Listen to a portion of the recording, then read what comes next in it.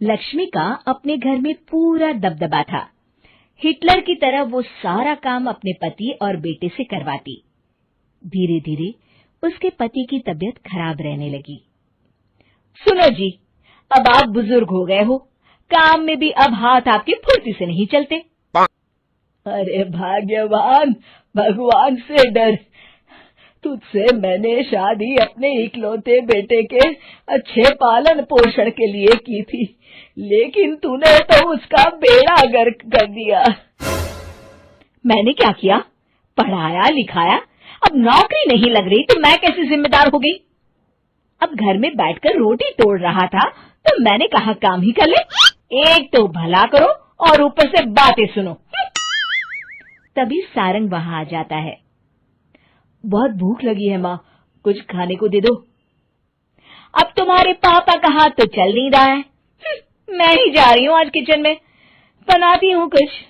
हे भगवान, कैसे होगा इतना काम मुझसे? लक्ष्मी किचन में काम कर रही होती है कि तभी अचानक उसे आइडिया आता है। अरे मैं भी ना, अरे यहाँ तो फ्री की नौकरानी ला सकती हूँ मैं, फिर मैं क्यों खाना बना रही हूँ? उस दिन लक्ष्मी सारंग की पसंद का खाना बनाती है और बैठकर उसे बड़े ही प्यार से खिलाती है। खा ले बेटा, खा ले, पेट भर के खा ले। अरे रुक, मैं तेरे लिए ना गर्मा गर्म रोटियां लाती हूँ। सारंग और उसके पिता एक दूसरे की ओर बड़े ही हैरानी से देखते हैं।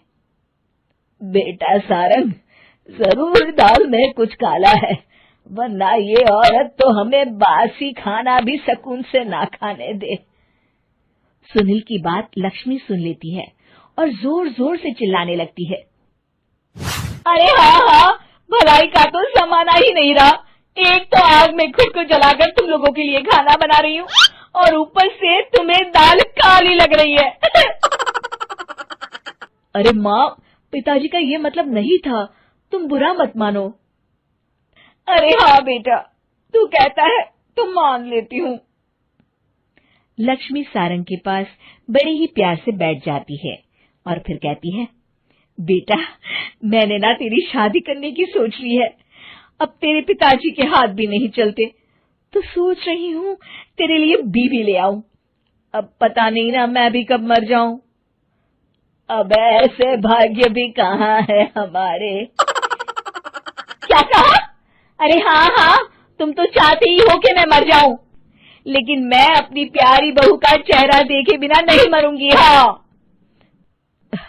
माँ, शादी तो मैं कर लूं, लेकिन मैं नौकरी नहीं करता, फिर कोई क्यों देगा मुझे अपनी बेटी? अरे क्यों नहीं देगा बेटी?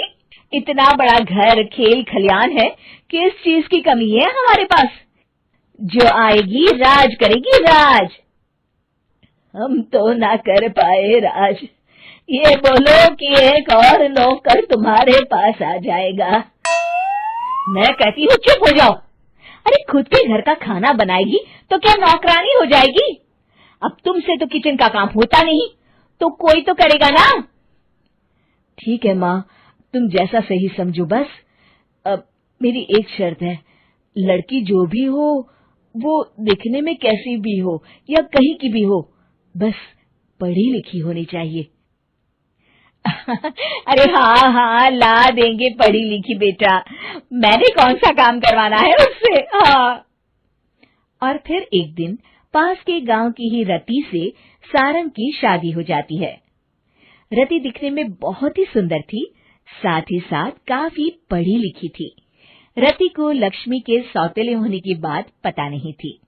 शुरू में जब रति ने सारंग को घर का काम करते देखा तो हैरान रह गई। अरे ये तो अच्छी बात है कि आप घर का काम करते हैं, लेकिन मैं तो घर में ही हूं ना, आप क्यों कर रहे हैं जी? जाइए आप नौकरी के लिए अप्लाई कीजिए ना। तभी लक्ष्मी वहां आ जाती है। अरे रति बहू, करने दे उसे काम। और हाँ, मेरे घर के कुछ नियम है, कायदे हैं, यहाँ बीच में ना ही बोलो तो तुम्हारे लिए अच्छा होगा। रति को लक्ष्मी की बात कुछ अजीब सी लगती है।